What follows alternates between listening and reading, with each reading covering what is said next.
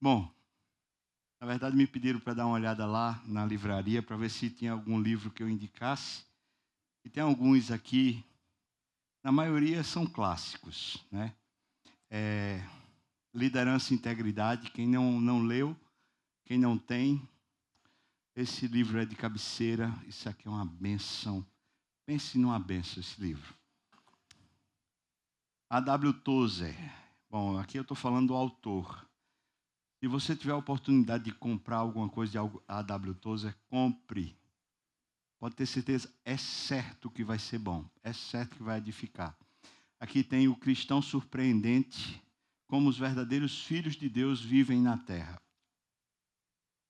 Outro de A.W. Tozer, Peregrinos da Eternidade, a busca incansável de Deus pela salvação da humanidade. Bom, esse aqui é um clássico. Thomas de Kempis, Imitação de Cristo. O pessoal que está no discipulado aqui, se está no primeiro ano, e quiser aprofundar um pouquinho mais a questão da integridade, esse livro aqui é uma rasgação do coração, é poder, irmão, é bênção mesmo. E C.S. Lewis, bom, C.S. Lewis ou C.S. Lewis, como queiram, né, dizer, Cartas de um Diabo a Seu Aprendiz. Se você quiser ser aprendiz do diabo, você lê, não é brincadeira. Mas foram cartas, né, que Lewis escreveu durante o período da Segunda Guerra Mundial, publicada no jornal, sobre como o diabo queria enfraquecer os cristãos naquele período de tão intensa batalha.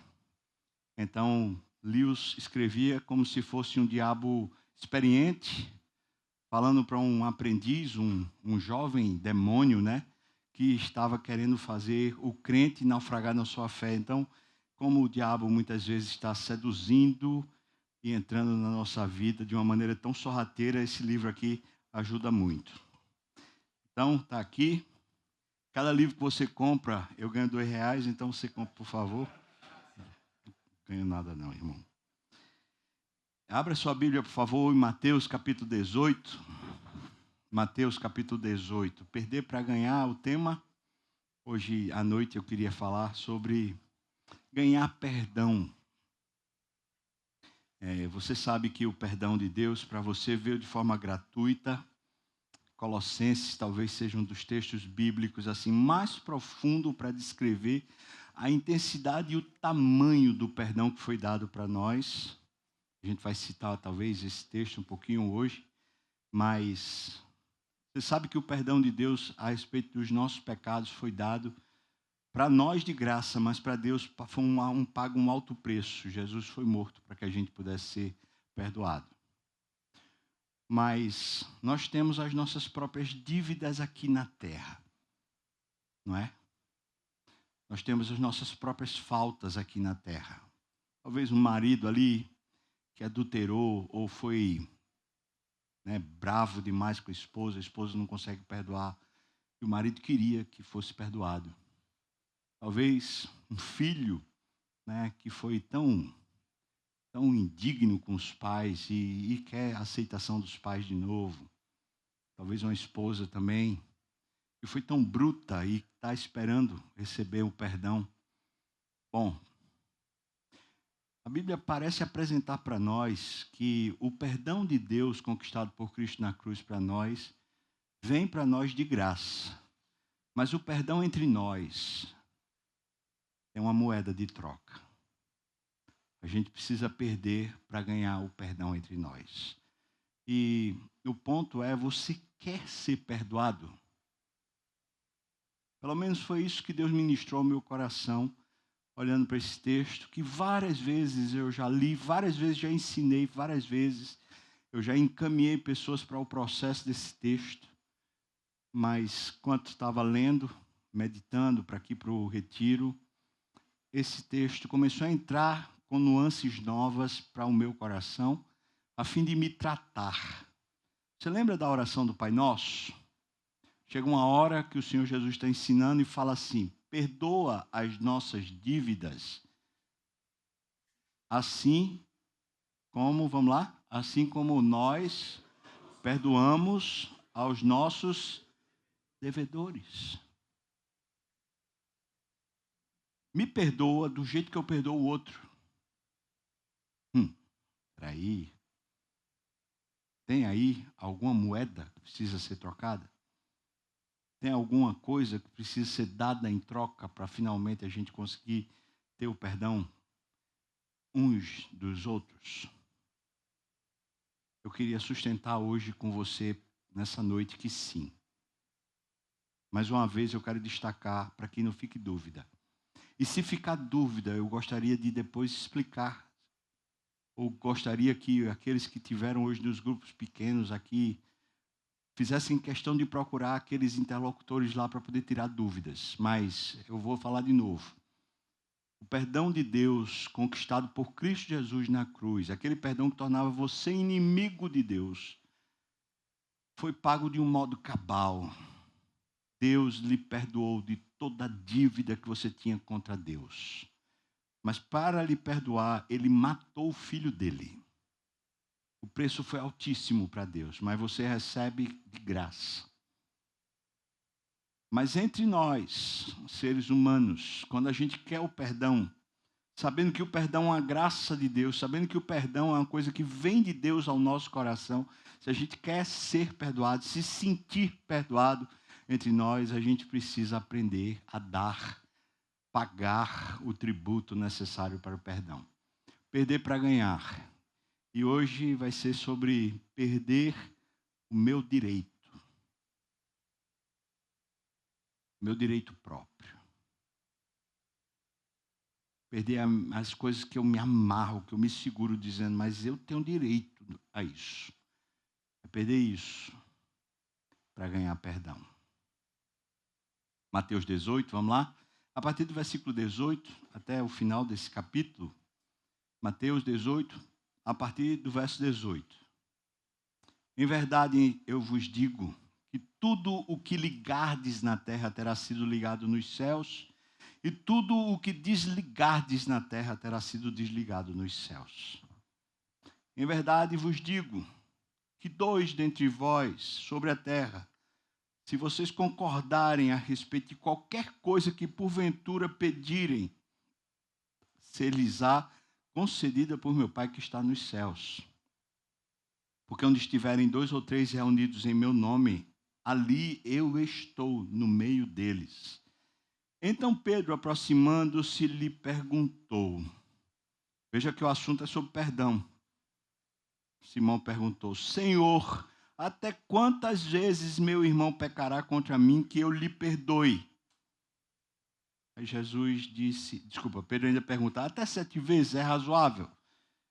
Respondeu-lhe Jesus: não te digo que até 7 vezes, mas até 70 vezes 7.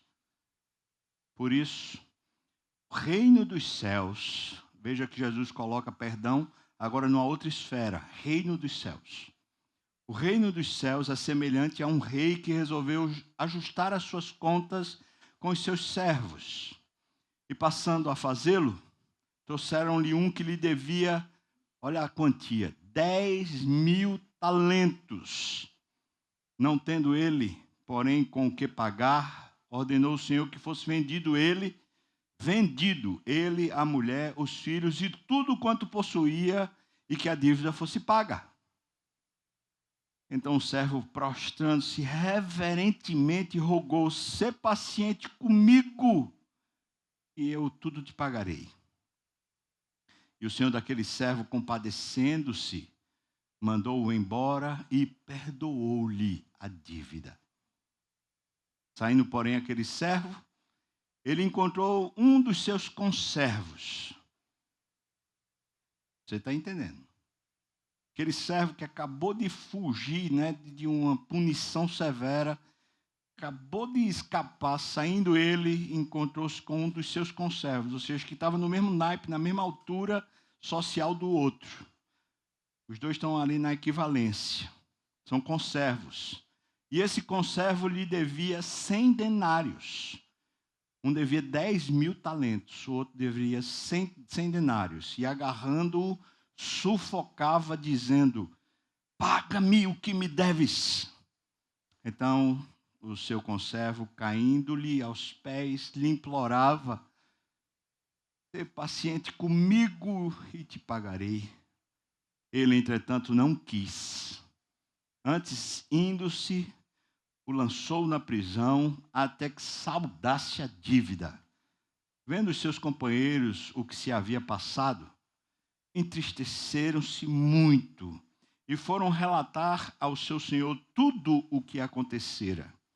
Então o seu senhor, chamando-o, lhe disse: servo malvado, perdoei-te aquela dívida toda porque me suplicaste. Não devias tu igualmente compadecer-te do teu conservo, como também eu me compadeci de ti? E indignando-se, irado, seu senhor o entregou aos verdugos até que lhe pagasse toda a dívida. Assim também meu Pai Celeste. Eita pau. Assim também meu Pai Celeste vos fará, se do íntimo não perdoardes cada um a seu irmão. Vamos orar? Deus, tem misericórdia de mim, Senhor. Na medida e na profundidade que o Senhor, por misericórdia, aplicar essa palavra a mim, eu peço que o Senhor me liberte também. Da mesma forma, eu peço, Senhor, que na medida e na profundidade que essa palavra for aplicada ao coração de alguém, o Senhor o liberte. Liberta-nos, Senhor. Liberta-nos aqui nessa noite. E eu te peço isso no nome de Jesus. Amém. Amém. Eu quero começar a partir do versículo 21. Só no final eu quero chegar lá no versículo 18 até o 20. Quero começar no versículo 21, quando Jesus já começa a falar diretamente sobre perdão. Antes de chegar no versículo 21, deixa eu mostrar o contexto para você.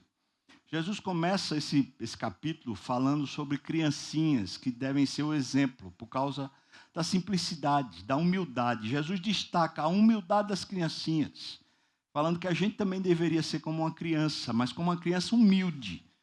Não é a criança pela idade, mas pela humildade de coração. Jesus fala isso, depois ele fala: ai daqueles que fazem tropeçar essas crianças, essas pessoas que são de coração humilde. Não é humilde de finanças, é humilde de coração. Quando ele está falando sobre isso, fica claro que existem pessoas que fazem outras tropeçarem.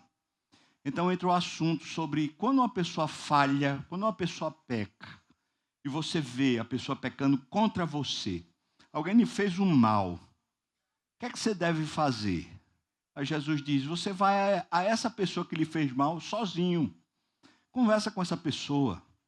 Mostra para ela que ela foi ofendida pelo pecado. Ou melhor, que você foi ofendida pelo pecado que ela cometeu. Se a pessoa finalmente perceber o mal que fez e lhe pedir perdão, está resolvida a questão.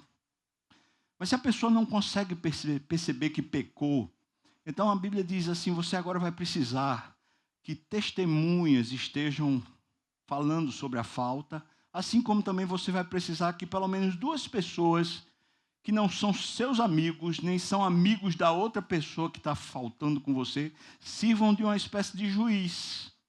Duas pessoas como juízes e algumas testemunhas do fato para que a palavra toda se estabeleça. Ali a questão se resolve. E em se resolvendo a questão, a pessoa que foi faltosa percebe que finalmente faltou, que fez o pecado, e diz: me perdoe. Resolveu o problema. Mas aí, vamos dizer que a pessoa, mesmo depois de passar por essa espécie de tribunal, de inquérito ali, a pessoa diz: não, eu não acho que eu fiz nada de errado, não. Eu acho que ainda estou certo. Ou continua fazendo errado. Aí Jesus diz: então faça o terceiro passo. Nesse caso, a pessoa quer contumaz, que é difícil mesmo, você tem que levar as autoridades da igreja, para que elas disciplinem essa pessoa. Se ela disciplinada, ainda assim ela não se arrepender, então a igreja, os cristãos devem considerar essa pessoa como se ela fosse uma pessoa sem Deus, uma pessoa que nunca foi salva, uma pessoa ímpia. É assim que tem que ser considerado. Nesse processo, Pedro chega e pergunta para Jesus. E então, é aqui o versículo 21. Pedro chega para Jesus e diz, até quantas vezes eu posso perdoar? Vamos pensar no contexto. Uma pessoa vem lá e falha comigo. Eu chego para ela e falo assim, rapaz, tu falhaste, tu pecaste. Aí a pessoa diz, me perdoe. Aí você diz, beleza. Aí você vira as costas, a pessoa faz de novo. Você diz, rapaz, tu fizeste de novo. Foi, me perdoe. Beleza. De novo, foi, perdoa, não está perdoado. De novo, 7 vezes está bom, Jesus? Jesus disse, não. Bom, não. 70 vezes 7. Quem aguenta, irmão? 70 vezes 7. Quem aguenta? 490 vezes para você perdoar. No mesmo dia. A mesma falta. Ninguém aguenta. Jesus coloca num padrão que é elevado demais para nós. Ele coloca num ponto onde a suficiência do perdão está sempre além das nossas afeições.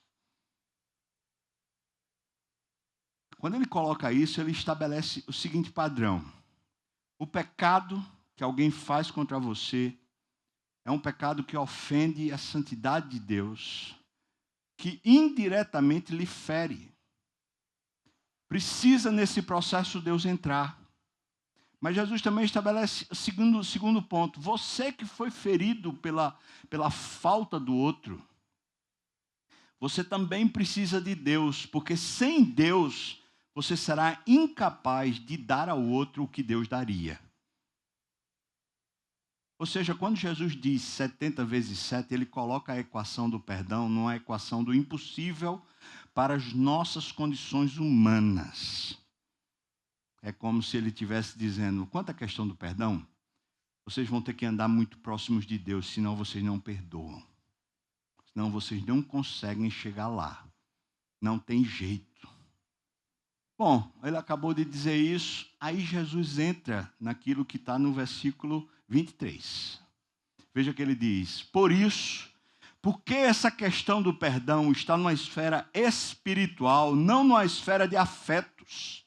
Veja só, irmãos, não está nas questões de afeições, de afetos, de eu gosto ou não gosto, eu aprecio ou não aprecio, eu tenho legitimidade ou não tenho, não estão nas questões dos afetos humanos, mas está numa questão de Deus, ou seja, da espiritualidade, está numa questão espiritual. Porque está assim, ele traz esse assunto para o reino de Deus. Ele diz, por isso, o reino de Deus é semelhante a um rei que resolveu pedir contas a todos os seus servos. Quando Jesus usa a expressão reino de Deus, é claro que isso tem uma expressão muito profunda. Mas o significado mais simples dessa palavra, dessa expressão, é o domínio de Deus. Ou seja, perdão, você está me acompanhando aqui, ó? Perdão não é uma questão de você dominar o assunto. Também não é a questão do outro dominar o assunto. Perdão é uma questão de Deus dominar o seu coração. Reino de Deus é o domínio de Deus sobre o seu coração. E quando estamos nessa esfera espiritual, nesse lugar onde todos nós somos iguais, não existe um faltoso e um que seja o que falta. Não existe aquele que recebe e aquele que faz a falta. Mas todos estamos no mesmo nível. Nesse ponto, Deus é quem domina. Se Deus domina, pode ter certeza que Ele vai pedir conta a todos os servos. Todos os submissos, todos que estão nessa vida espiritual com Deus. Bora, preste atenção, a gente está caminhando. Isso quer dizer que esse assunto perdão, esse assunto relacionamento interpessoal, Jesus está colocando ele numa esfera e numa dinâmica cujo Deus é o único centro que consegue promover relações de sustentação reais. Vou dar um exemplo, para deixar isso um pouco mais claro. Vamos pensar que uma pessoa chega, Vou tentar contar uma parábola aqui. Faz de conta que um casal está pensando em comprar um patrimônio. Está me olhando o dinheiro. Eles vão ter filhos e eles estão pensando, a gente precisa de um apartamento maior. Eles estão ali juntando um dinheirinho para ter filhos, porque eles estão com um projeto familiar.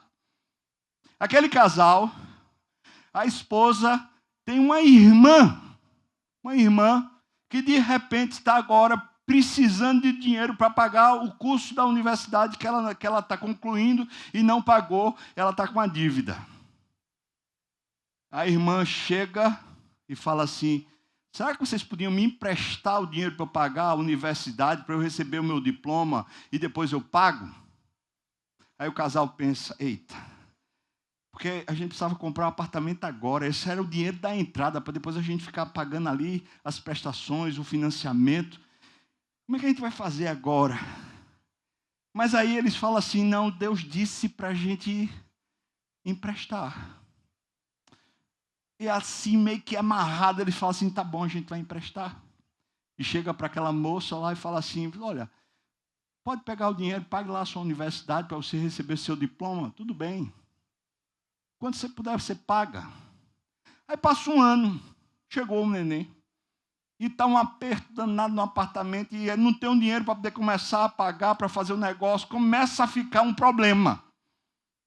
O marido chega para a esposa e fala, fala com fulaninha.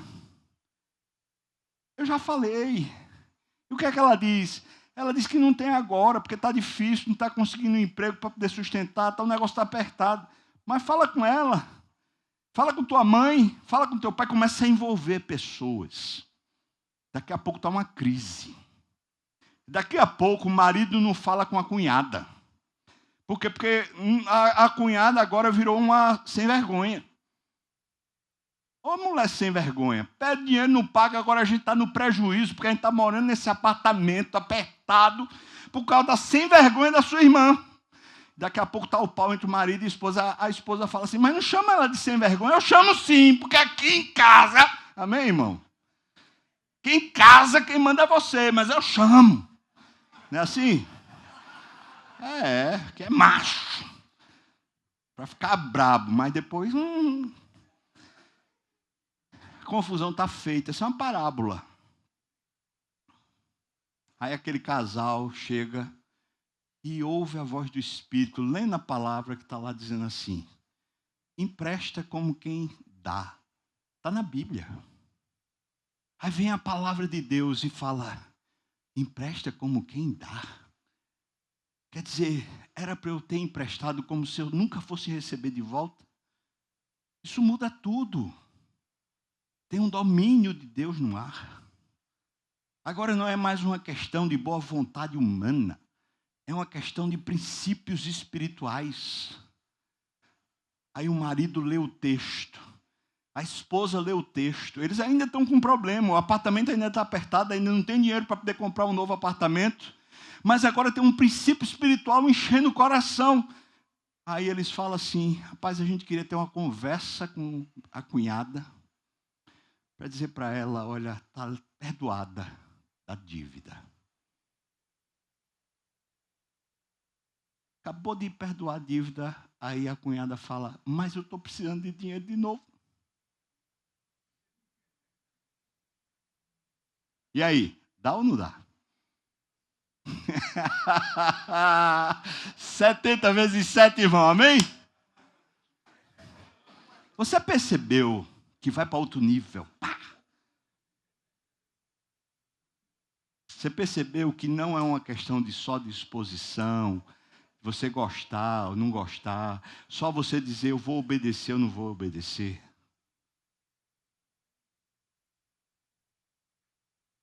Perdão é um negócio que habita dentro do coração de Deus. Perdão é um poder do céu e quando derramado dentro de nós, liberta a gente. Mas que só existe nesse lugar espiritual. Não existe dentro de nós. O tipo de perdão que temos uns para com os outros é tão limitado. É tão medido. é tão cheio de questões de afetos, de interesses ou de percepções nossas, que nunca chega à qualidade daquilo que é dado de fato pelo céu. É por isso que Jesus pega a história do perdão e agora ele coloca dentro da dimensão do reino, um controle de Deus sobre você. Não um controle de Deus sobre a questão, mas sobre o seu coração. As amarras do seu coração agora estão todas rasgadas. Você está com o coração livre. Pronto! Nesse reino tem um rei. E esse rei, ele vai pedir conta a todos. O texto vai dizendo para nós que começa ele pedindo conta de um devedor gigante. Veja que agora a gente está numa esfera maior. É Deus pegando cada ser humano que existe no planeta Terra e ele está pedindo conta de como ele vive aqui na Terra. Pedindo conta. Vem cá. E aí ele representa a dívida dessa pessoa com Deus num valor. Ele chama de 10.000 talentos. Eu queria que você considerasse uma coisa a respeito desses 10.000 talentos. São algumas considerações a respeito desse homem, esse servo que está sendo agora julgado por esse rei.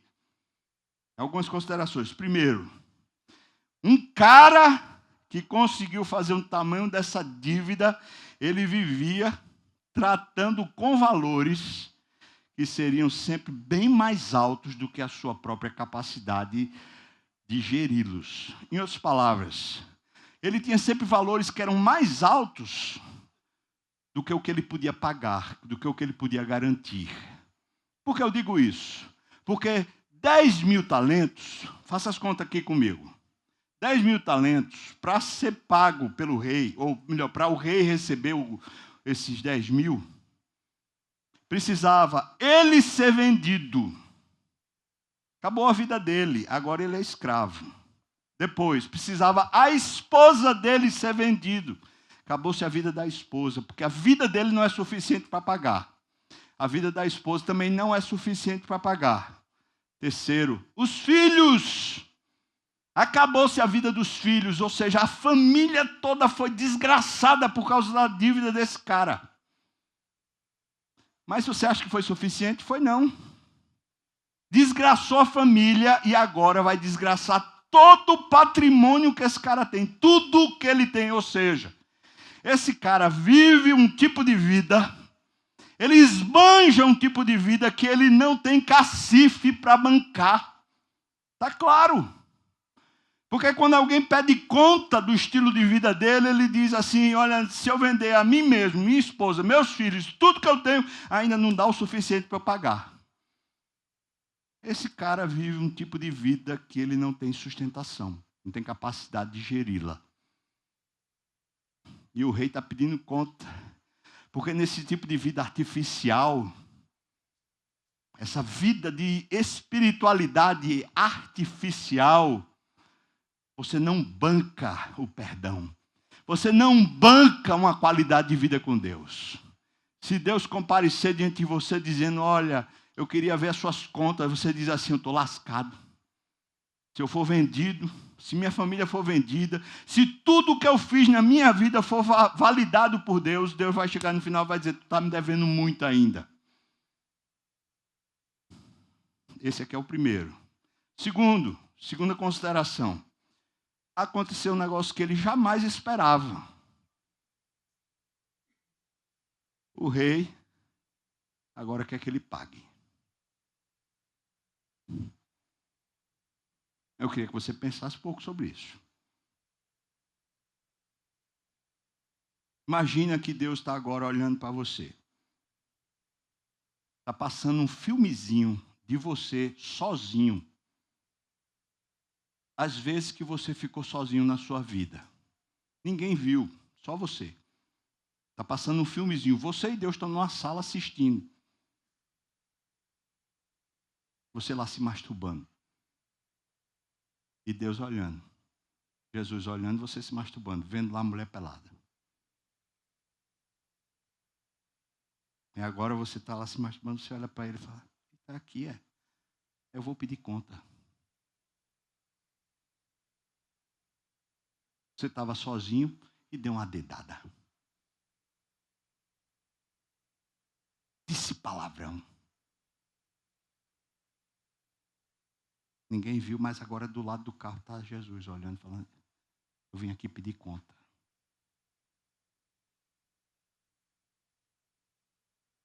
Você está sozinho e está criando um esquema para ganhar dinheiro que é ilegal. Ninguém pegou você, mas Jesus está do lado falando, esse esquema aqui, está certo? Não, a gente dá uma burlada nos impostos, mas ninguém fica sabendo. Psh, Jesus.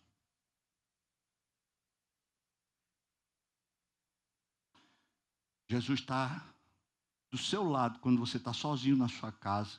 Sua esposa está preocupada que só e você diz, estou cansado demais. Ele olha para você e fala, cansado demais, seu safado.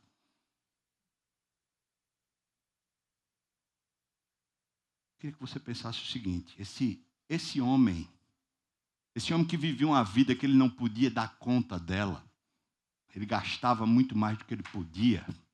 Esse homem agora está vivendo o inesperado. Ele nunca pensou que um dia ele precisasse dar conta para Deus. Nunca. Mas de repente chegou o dia que ele precisa dar conta. Opa! Você acredita que um dia você vai comparecer perante Deus? Eu não estou falando de você ser salvo ou não ser salvo, não. Estou falando de você prestar conta sobre todas as obras das suas mãos. Foi Jesus que disse, se teu olho te faz tropeçar, arranca-o. É melhor você entrar cego de um olho no reino do que você ficar com os dois olhos fora. Se a tua mão direita te faz tropeçar, arranca a tua mão, que é melhor que você entre sem a mão do que você ficar do lado de fora com as duas mãos. Opa, esse homem tem uma novidade, um negócio que ele não esperava que fosse acontecer. De repente, o rei, o dono da vida, o dono da sua vida, chegou para pedir conta e disse, eu vi tudo. Eu vi seu esquema com aquela mulher do lado de fora. Eu vi as suas conversas libidinosas. Eu vi quando você estava assistindo um site pornográfico. Eu vi você.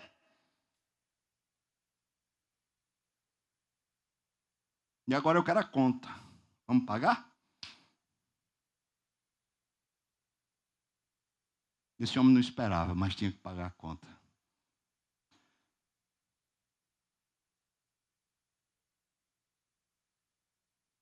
Terceiro, ainda consideração sobre esse homem. Ele chega e diz o seguinte para o rei.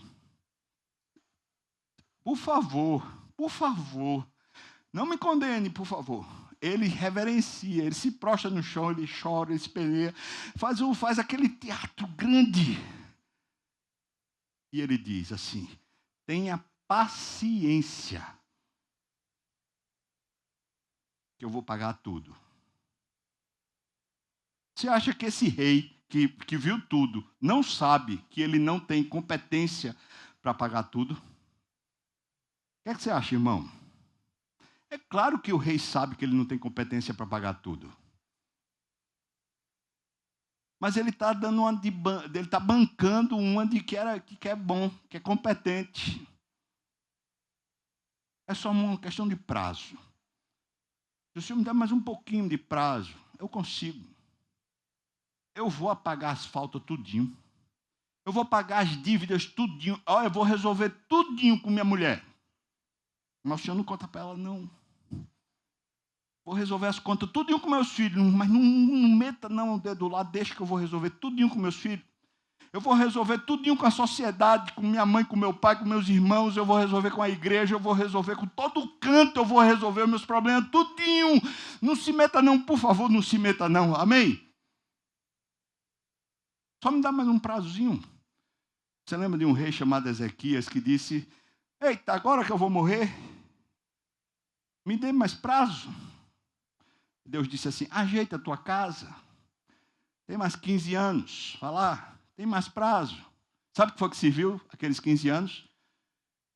Para que o neto desse homem se tornasse o maior tropeço de Israel. Sabe por quê? Porque nos 15 anos que ele teve de prazo, ele não ajeitou a vida pelo pior. Pelo contrário, ele piorou ela.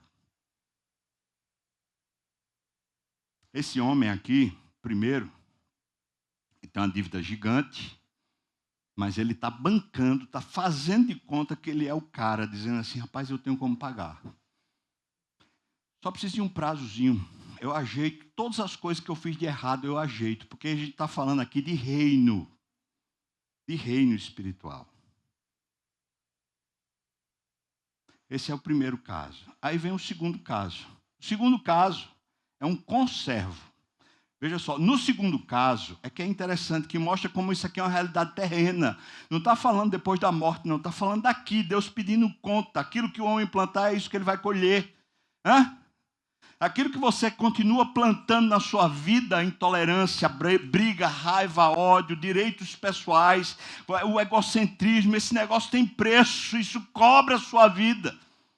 Chega aqui, um conservo. E esse conservo está devendo não ao rei, mas está devendo àquele servo do rei que acabou de receber uma dispensa da sua dívida. Eu fiz aqui as contas. Não é fácil fazer essas contas, não. Você sabe quanto vale 100 denários? É o que ele deve. Esse conservo deve 100 denários ao servo do rei. Eu fiz as contas assim. Se um talento, veja só, se um talento fosse 6.000 reais, um talento, então um denário seria R$1. Vou repetir. Se um talento fosse 6.000 reais, um talento é uma moeda, tá? Se um talento valesse 6.000 reais, um denário valia R$1. Mas eu fiz as contas quanto era que um denário valia. E um denário valia a preço do salário mínimo do Brasil hoje. Um denário era o salário de um dia. Valeria mais ou menos R$40. Um denário. Para você fazer as contas. Não se perca, não. Eu já fiz essas contas milhares de vezes e já me perdi muito. Não se perca, não. Então, se um talento valesse 6.000 reais, então um denário seria R$1. Ou seja, um talento vale 6.000 denários. Um talento vale 6.000 denários. Então, qual é a dívida de cada um? Aqui eu vou tentar, a partir dessas contas, dizer. O primeiro, ele devia ao rei 60 milhões de reais. Cabra bom. Dá até para fazer o pé de meia, não dá não, irmão? 60 milhões, dava para ajeitar a sua vida ou não? Quem queria ganhar 60 milhões de reais? Quem quer dinheiro? O primeiro devia 60 milhões de reais ao rei. O segundo, sabe quanto é que ele devia? Nessas contas, ao seu conservo, ele devia 100 reais.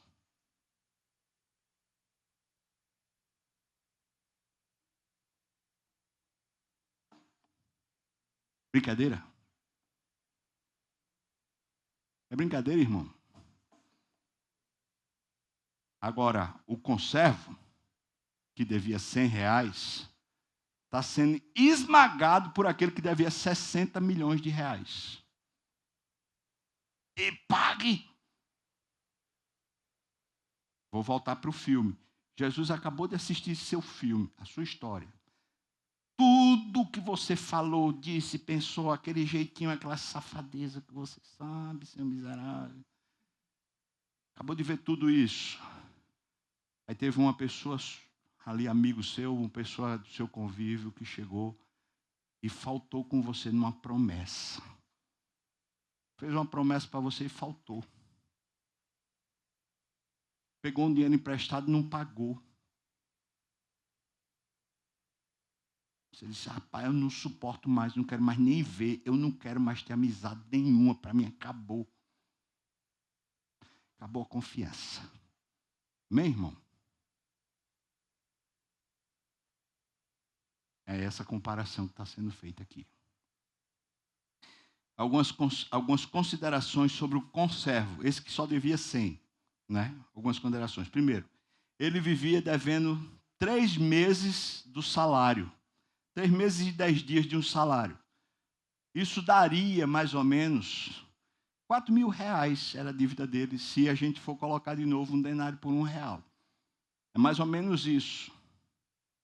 A vida dele, ele vivia numa utopia, porque ele estava devendo também. É safado tanto quanto o primeiro. Ele estava devendo também, mas ele dizia assim: nunca, nunca vão me cobrar. Do mesmo jeito que o primeiro. Essa parábola que Jesus está contando, ele parece colocar aquilo que ele falou dos fariseus, que eram hipócritas. Ele diz assim: você quer tirar o argueiro do olho do seu irmão, mas você não consegue ver a trave que está na frente do seu olho. Nós nos engasgamos com as faltas das pessoas conosco, porque nunca percebemos as faltas e as dimensões das faltas que temos para com Deus. Essa parábola é sobre isso, irmãos.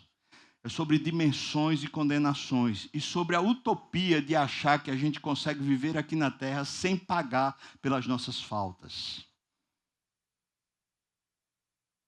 O que você planta, você colhe. Se você já odiou alguém, você teve raiva de alguém, a Bíblia diz que você, no seu interior, já assassinou alguém. Essa é a sua falta.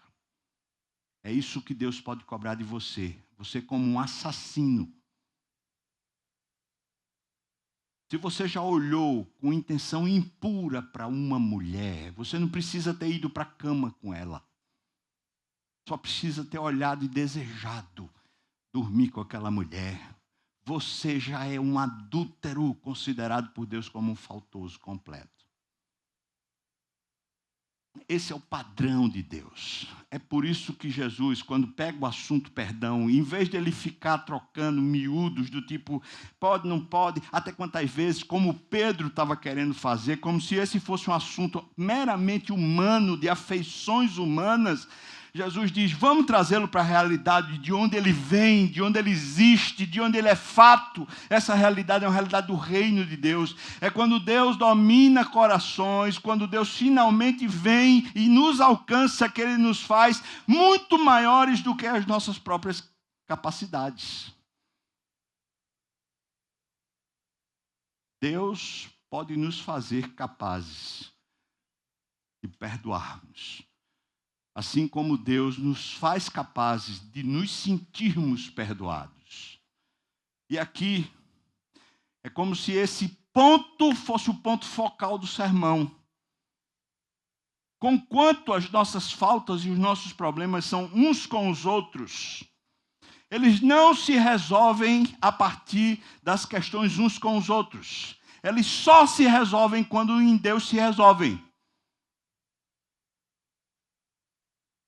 Em outras palavras, por mais que eu converse com alguém que faltou comigo, com alguém que me traiu, alguém que me feriu, alguém que me machucou, por mais que eu tente resolver o problema através de conversa, e a pessoa diga, me perdoe, e eu ali dizendo, tá bom, eu perdoe, só tem um jeito dessa realidade ficar de fato concreta. É quando há Deus no negócio, é quando Deus é maior do que a minha capacidade, porque eu e você vivemos como se fossem esses dois homens. Com essa utopia de que não vamos ser pegos nunca, e com essa utopia de que a gente consegue de alguma maneira perdoar. Espera aí, me dá só mais um tempinho, todos os dois dizem isso, me dá mais só um prazozinho que eu resolvo a questão da minha pendência, eu resolvo. E não resolve. Não vou resolver os problemas com minha esposa enquanto Deus não entrar nesse negócio. E não é entrar para resolver com ela, é entrar para resolver comigo. Eu não resolvo com meus filhos enquanto Deus não entrar nesse negócio para resolver comigo, no meu coração, de fato e de verdade. As minhas faltas com eles e as faltas deles comigo. Amanhã, se Deus permitir, de manhã a gente vai falar sobre o encontro de Davi com Natã. É impressionante como Davi tem uma percepção espiritual de tudo. Na hora que ele percebe a falha, o pecado, ele diz: pequei contra Deus. Em outras palavras, preciso resolver no céu essa coisa. Não se trata da gravidade do que fizeram com você, mas se trata de o quanto Deus tem controle sobre você.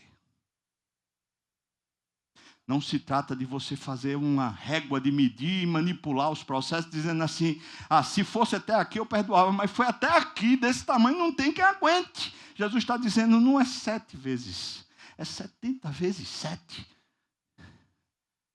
Você não vai conseguir, você não tem como conseguir, você não pode conseguir. Deus é quem consegue, porque é uma questão de reino, é uma questão de Deus finalmente tomar o controle dos seus afetos, dos seus processos. Que coisa poderosa, pelo menos para mim é. Lembro-me, quando eu era pastor lá na igreja presbiteriana da Madalena, que eu tive um discípulo lá, um rapaz, bem mais novo. Eu comecei a discipulá-lo, ele começou a crescer, ele passou no vestibular, no curso de engenharia, eu ainda discipulava ele. Ficava admirado com como ele conseguia fazer cálculos e fazer processos. Eu falava, esse cara tem uma mente brilhante, um gênio. E ele disse, Deus está me chamando para o seminário. Pai, que bênção. Ele foi para o seminário. Nesse meio campo aí, a igreja da Madalena estava passando por um processo lá de crise pastoral. Eu era pastor auxiliar, era pastor dos jovens. E o pastor da igreja disse que ia sair. Eu digo, rapaz, eu tenho que sair também. E eu peguei e fui eleito na igreja presbiteriana lá de São Bento do Una. Fui para lá. Passei 1 ano só em São Bento do Una. O novo pastor que chegou na igreja presbiteriana da Madalena me chama de volta. Ele queria que eu fosse pastor de novo dos jovens. O pastor novo que estava na Madalena chamava-se Lutero. Quando eu chego de volta, aquele meu discípulo, agora ele era seminarista. Lutero diz, pergunta para mim, Lutero, porque eu era o pastor da agora dos jovens, ele pergunta para mim, para você, esse seminarista vai lhe ajudar? Ou você quer que a gente mande ele para outro lugar, para ele trabalhar em outro lugar? Eu falei, eu acho que me ajuda, porque ele é meu amigo. Aí Lutero disse, você acha que não vai dar problema para você? Eu disse, não, eu gosto muito dele, ele é meu amigo. Aí ele ficou para trabalhar comigo. Só que ele tinha uma família influente na igreja. E ele começou a me detonar por todo canto na igreja. Começaram a falar mal de mim para cá, e para lá, e para cá, e para lá. No presbitério começaram a falar mal de mim. Em outras instâncias começaram a bater em mim. Falei assim, cara, meu amigo me traiu, cara. Fui conversar com ele. Ele falou assim, eu também sou pastor. Eu também mereço estar na igreja. Amém, irmão? Aí você já percebeu que eu sou uma pessoa assim com temperamento muito dócil? Eu peguei e falei, você vai se lascar. Falei não. Falei não. Falei não. Tá vendo? Tá vendo como é que a gente planta, a gente colhe, tá vendo? Pois é, não falei isso não, mas eu falei, esse cara vai se lascar. A vida virou um inferno. Problema para todo lado por causa de questiúnculas. O ministério foi todo atrapalhado a partir dali, então. Depois de alguns períodos, o pastor Lutero renuncia ao pastorado da igreja.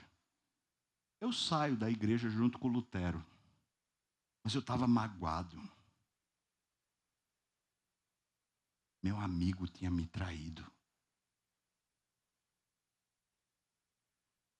cara que eu vi desde pequeno. Eu fiquei preparando esse cara para o pastorado a vida toda. Cara, ele não tinha direito de fazer isso. Eu dei a mão, eu dei a oportunidade, eu dei o púlpito, eu dei os jovens, eu dei tudo para esse cara. Agora esse cara está me apunhalando pelas costas. Cabra safado!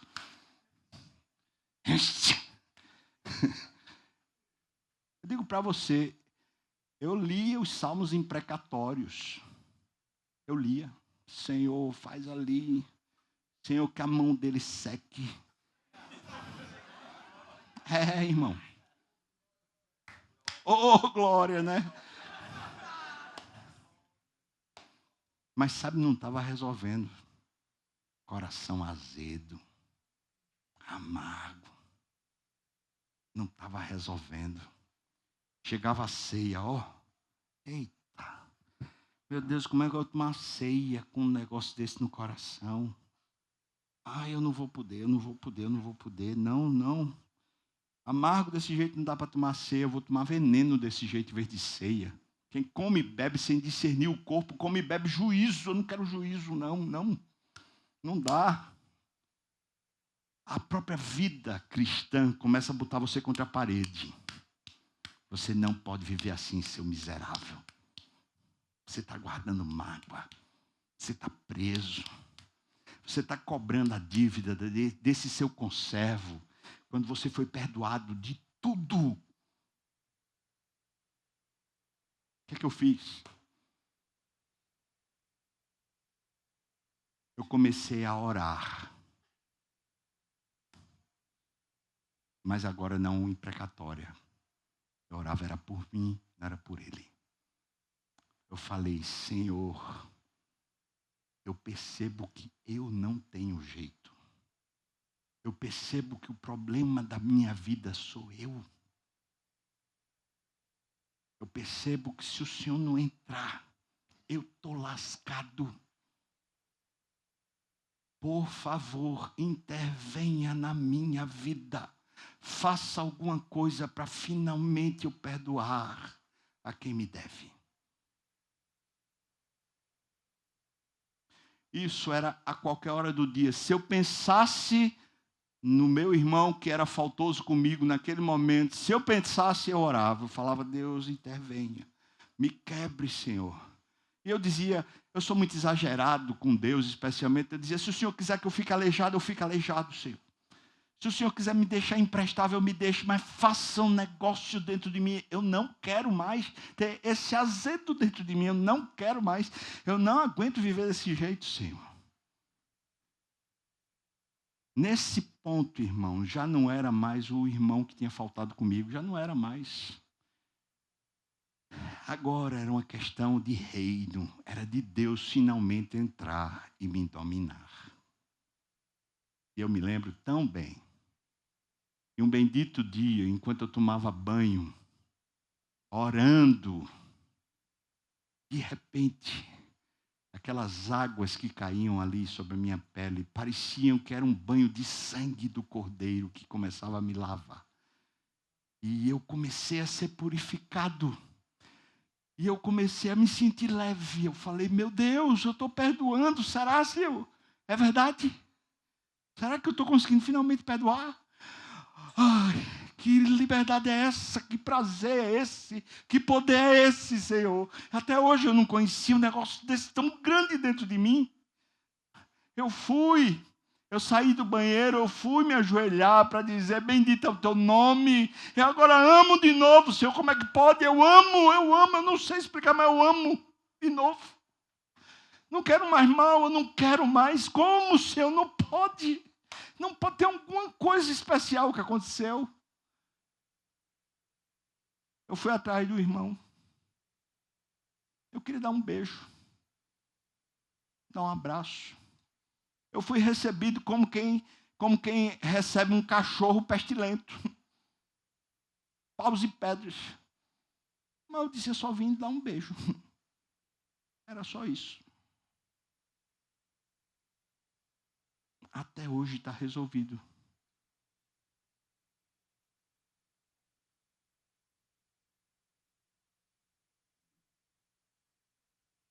é uma questão espiritual, irmão. Você quer receber perdão?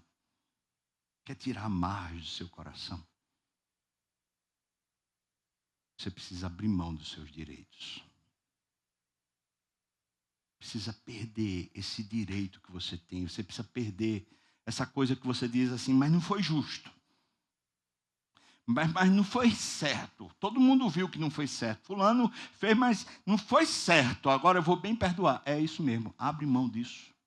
Sabe como é que esse direito é chamado na Bíblia de justiça própria?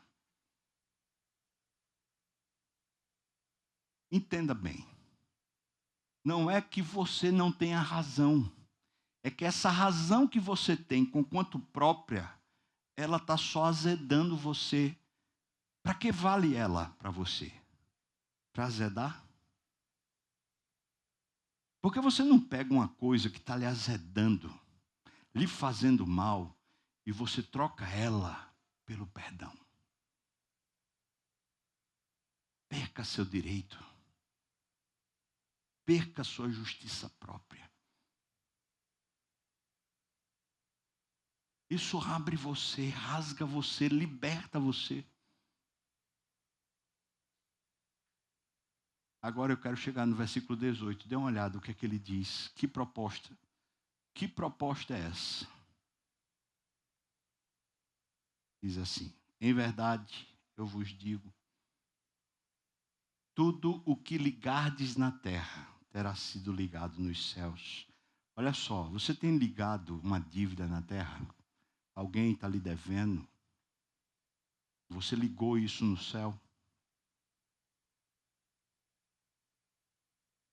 Você está preso. Mas ele continua falando, tudo o que desligardes na terra terá sido desligado nos céus. Se aqui na terra você libertar, você também está livre no céu.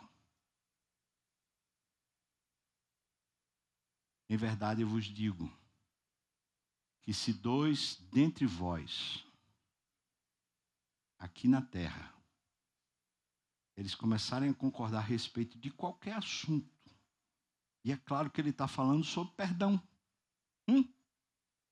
O assunto aqui é perdão. Então não pensa assim, eu vou concordar com minha esposa um BMW para a gente. E Deus vai dar. Irmão, você vai ter um carrinho de BMW, Hot Wheels. Vamos lá. Em verdade vos digo, se dois dentre vós sobre a terra concordarem a respeito de qualquer coisa que porventura pedirem, ser-lhe-á concedida por meu Pai que está nos céus. Toda vez que a gente está magoado, a gente sempre conversa com alguém para poder ver se a gente tem razão. Não é assim? Que tal, em vez de você chamar pessoas para lamberem suas feridas, você chamar pessoas que concordem que essas feridas podem ser removidas no céu? Essas feridas podem ser purificadas, abençoadas no céu. Senhor, eu quero parceiros de oração que concordem comigo que as minhas mágoas podem ser perdoadas. Senhor, eu quero parceiros de oração que concordem comigo que as faltas que eu cometi, para seja lá quem foi, elas podem ser perdoadas. Isso aqui é um princípio espiritual falando sobre o reino de Deus. É que muitas vezes haverá poder quando finalmente a gente começar a ter parceiros de oração que estão juntos, concordando sobre o poder do perdão. Eu preciso, Senhor, perdoar. E tem um irmão do seu lado falando, é verdade, Deus, ele precisa perdoar. Senhor, liga aqui na terra. Liga esse perdão aqui na terra. Ou talvez você seja o faltoso. E está carregando uma carga. Quem sabe isso está adoecendo você. Porque as pessoas não esquecem. Deixa eu contar outra experiência. Uma jovem se converteu, mas tinha uma vida impura. Na universidade ela já tinha tido parceiros. Se converteu de verdade. E quando ela se converteu de verdade, ela disse: agora eu quero ser pura. Começou a orar e ler a Bíblia no quarto. Os pais não crentes não ajudavam ela nesse processo. Ela dizia: Deus, eu quero ser pura. Mas eu percebo no meu coração que eu continuo sendo seduzida. Quando eu vou para a universidade, as conversas, as coisas continuam me chamando. Eu fico tentada de novo a voltar para aquela velha vida. Deus, eu não quero mais isso, me liberta. E foi aquela luta. Foi aquela luta. Lembro-me de uma vez, essa moça chegar no meu gabinete para dizer o seguinte: pastor, não estou aguentando mais. Um rapaz lá da universidade, que a gente já teve um negócio, ele está virado em cima de mim, assim, tá o tempo todo. Eu não vou aguentar, eu vou terminar fazendo besteira. Eu olhei no olho da menina. E com aquele tipo de autoridade que Deus dá no espírito, eu falei assim: você vai fazer o seguinte agora. Você vai sair daqui do meu gabinete, você vai ligar para ele, vai marcar um motel. E você vai dormir com ele. Vai lá. Ela disse: eu não acredito. Não é isso que você quer? Hã? É isso que você quer? Ela chega e ficou calada. Eu disse: vá, sai do meu gabinete. Vá, não é isso que você quer? Vá. Espera aí, pastor. Vá. Ela saiu. Meia hora depois chega essa menina, chorando. Mas chorando muito. Eu peguei o celular. Eu disquei o número. Eu não conseguia falar. Eu não conseguia ir para canto nenhum. Eu estava presa, eu não sei o que era. Falei: eu sei o que é. É que sobre você tem um poder que é maior do que você. E se você de coração quer ser pura, você precisa acreditar nessa vida que vem do céu, que é maior do que você. Ela dizia: eu não consigo, sabe por quê? Agora eu chego no ponto que a gente está tratando. Porque eu sinto muita culpa. Aí ela falou assim: se algum dia eu vier me casar, eu nunca vou me sentir digna de um marido. Eu nunca vou me sentir digna do marido porque eu vivi uma vida que estava errada. Eu não consigo me sentir pura. Eu falei: está aí o seu problema. Você não acredita que o poder da cruz legitimou você como santa e como pura. Você não acredita que a obra de Cristo requalificou você. E porque você não acredita nisso, você quer voltar à sua podrura. Você quer voltar às suas práticas que são erradas. Porque você não consegue confiar que você realmente foi purificada, que Deus perdoou o seu pecado. Pois agora nós vamos fazer um acordo, eu e você, minha filha. Eu e você vamos orar por isso. Eu vou concordar com você e vou pedir do céu junto com você. Deus, faz o coração finalmente dessa jovem acreditar que o Senhor a purificou de toda iniquidade. E começamos a orar. Não orávamos juntos. Ela orava na casa dela e eu orava no meu gabinete. Eu tive o privilégio de fazer o casamento dessa moça. Eu acompanhei o processo do casamento. Eu lembro muito bem que essa moça um dia chegou no meu gabinete, quando foi dizer que ia casar, perguntando se eu podia fazer o casamento. E ela disse assim, primeiro para mim, foi a primeira coisa que ela disse para mim: Fubá, tu lembra das nossas orações? Eu disse que é claro. Ela disse: está aqui diante de você uma virgem. É assim que eu me sinto. Porque Jesus fez tudo novo em mim. Aleluia. Deus pode fazer, irmão. Ele já purificou você. Mas enquanto você viver puxando as dívidas dos outros, é como se você quisesse que ele esfregasse na sua cara as suas próprias dívidas. Perdoa, Senhor, as nossas dívidas. Assim como nós perdoamos aos nossos devedores, Deus estabelece um padrão para medir você, irmão. Esse padrão, quem faz é você, não é Deus. Esse padrão, quem estabelece é você. À medida que você mede os outros, é o padrão que você está dizendo a Deus, agora me meça. E toda vez que você está esfregando a dívida de alguém, o pecado de alguém, na sua conta, dizendo, mas você falhou comigo, mas você foi errado comigo, mas você não presta. Toda vez que você passa na cara do outro, você está dizendo a Deus, agora é essa régua, Deus. Agora pode me medir a partir dessa régua. E Deus passa a lhe medir a partir dessa régua. Porque é um princípio espiritual. E se Deus começa a medir você em cima da régua que você mede os outros, Ele vai ter que dizer para você, agora paga a dívida. Porque o final do texto diz que Deus, o Pai, Jesus diz que aquele rei era o pai dele. Deus entrega o primeiro faltoso, que estava livre, entrega aos verdugos até que pague a dívida. Isso quer dizer que aqui na terra, a gente vai começar a ter muitos problemas, e muitas cobranças, e muitas crises, porque a gente simplesmente não resolveu perdoar as pessoas que nos devem. A régua que você usar como padrão para medir sua esposa, seus filhos, seus amigos, seus parentes, seu pai, sua mãe. Essa régua que você diz, mas espera aí, fez isso comigo. Poxa vida, eu não merecia. Poxa vida, espera aí. Nem pediu perdão direito. Essa régua é a que Deus vai usar para medir você. Você quer que Deus use a régua que você criou ou você quer que Deus use a régua que o filho dele fez?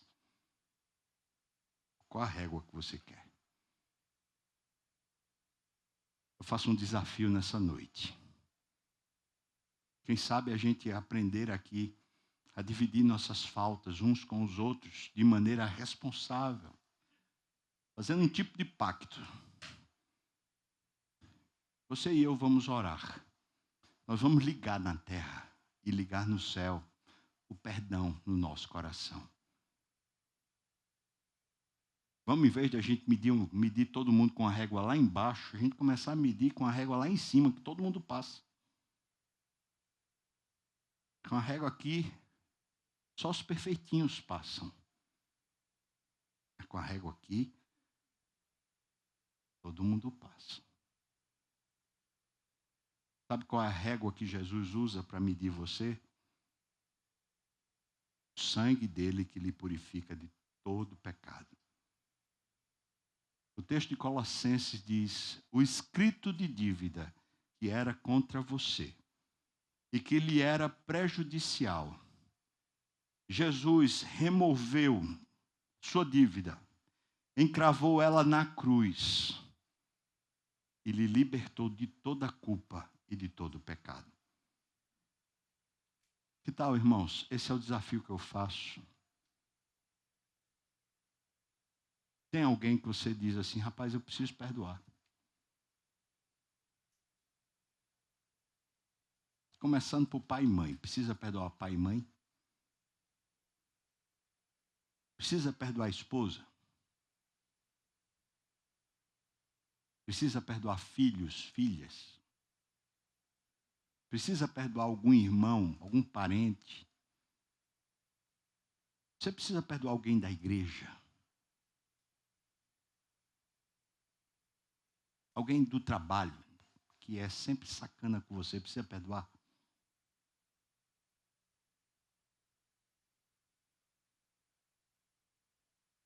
Você precisa ser perdoado pela esposa? Talvez pela ex-esposa? Precisa ser perdoado por alguém a quem você ofendeu, falhou, traiu? Pois saiba que o seu passo é você vir até o céu e dizer, eu estou precisando que seja do céu que desça. Precisando de um novo tempo para mim, Senhor, onde o céu desce e faz nova todas as coisas no meu coração. Não é 7 vezes, mas é 70 vezes. 7.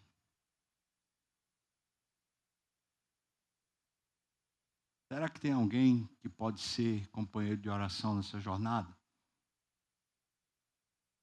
Será que tem alguém que pode ligar as coisas juntos, aqui na terra e no céu? Versículo 20, ele diz para nós, dentro desse contexto de perdão: onde estiverem 2 ou 3 reunidos em meu nome, ali eu estou no meio deles. Você quer ser perdoado, irmão? Você quer perdoar, irmão? Se tiver 2 ou 3, já tem Jesus aqui entre nós. Tem 2 ou 3? Vamos orar? Chamo você para orar essa oração. Se quiser, você fica aí ou em pé ou de joelho, ou como você quiser, pedir essa oração e a gente pode criar companheiros de oração aqui, uns com os outros, sobre essa causa, sobre perdão. Amém. Fique do jeito que você quiser. Se você quiser também, fique aí, tá bom? Para a gente orar.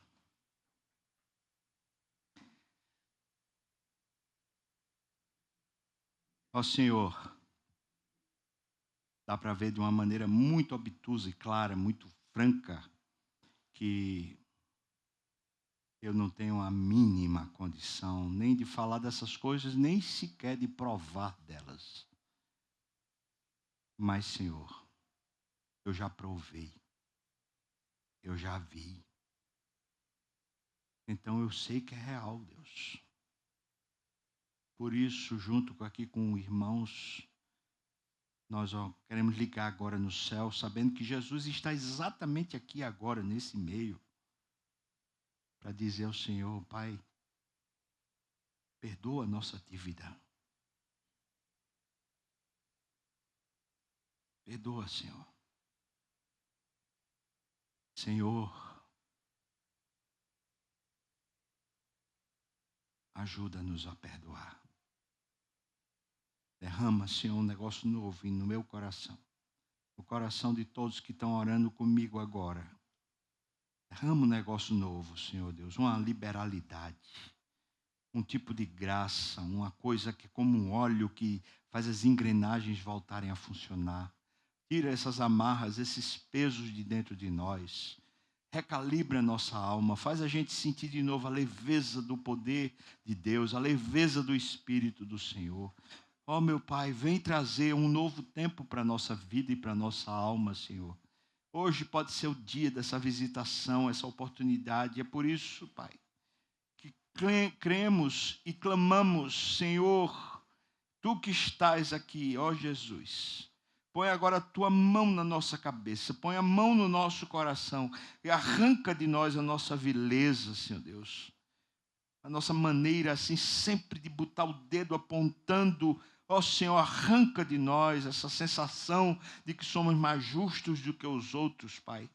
Dá-nos o privilégio de realmente provarmos e desfrutarmos o perdão que recebemos e o perdão que damos aos outros, Pai. Ó meu Pai, eu confio em Ti, no nome de Jesus. Amém. Amém. Você pode sentar, irmão.